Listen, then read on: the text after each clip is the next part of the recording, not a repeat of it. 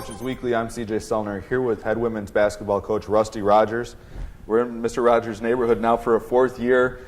Kind of your thoughts heading into the season? Who could have believed it, huh?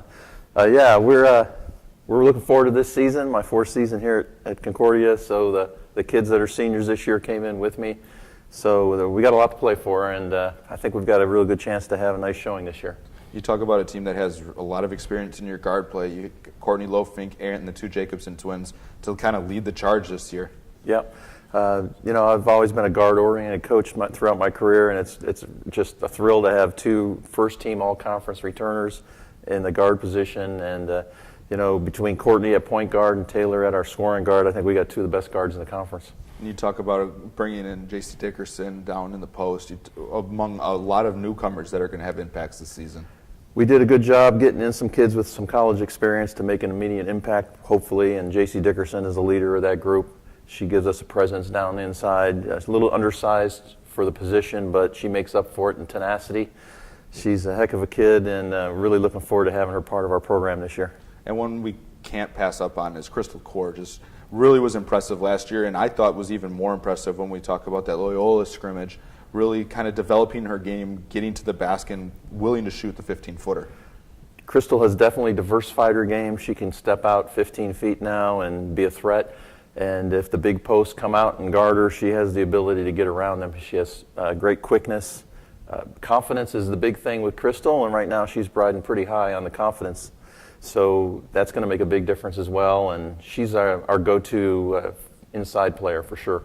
Now you guys had two scrimmages in your preseason, one against Division I Loyola, which your thoughts and my thoughts usually end up contradicting sometimes, but I mean there was some good takeaways from that. And then we were just talking off camera that Elmhurst, that there were some good takeaways. What have you kind of learned about your team thus far?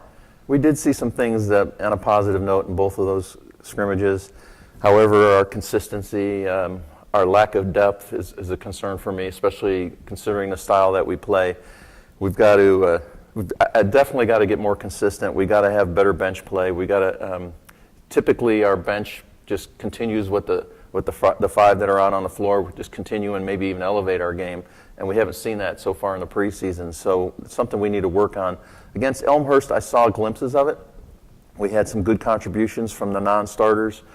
And so I'm hopeful.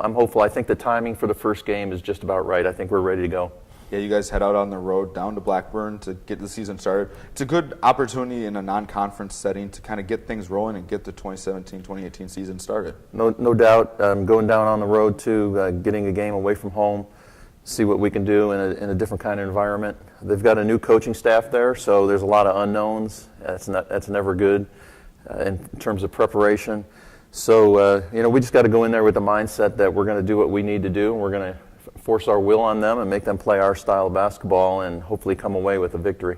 And unfortunately, the way the schedule sets up, you guys don't have a lot of time to get ready for a conference season, but this is the one opportunity to kind of get some of the new players in that away environment before we start getting into conference play, which those games, as we see, I mean, last year the home game for the playoffs came down to that final few seconds of that final game. Yeah, one of the downsides of our schedule definitely is the fact that we don't get a lot of experience before we jump into conference play. Our second game of the year is going to be against Alverno, and you know as well as I know, we lost twice to Alverno last year, so it's going to be a formidable opponent coming right out of the gates. So, these two scrimmages and then this game against Blackburn are really, really critical to our development as a team because we're jumping right into it, and we got to do well against Alverno, or like you said, it could come back to haunt us later on.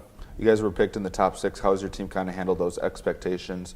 I mean, personally, I think that you guys can be a top 4 team this year where we can think about a home game, but I think your team has that kind of potential. Yeah, I know the team is disappointed actually in our ranking, but it kind of goes with the territory. We've been underappreciated, under-respected ever since I've been here, and that's okay. I mean, that's a good thing to build not confidence, but build just to get some get up and go, and it's a good chance for us to prove again that we're better than people think we are, and it gives us a chip on our shoulder, and I like playing with a chip on our shoulder, frankly.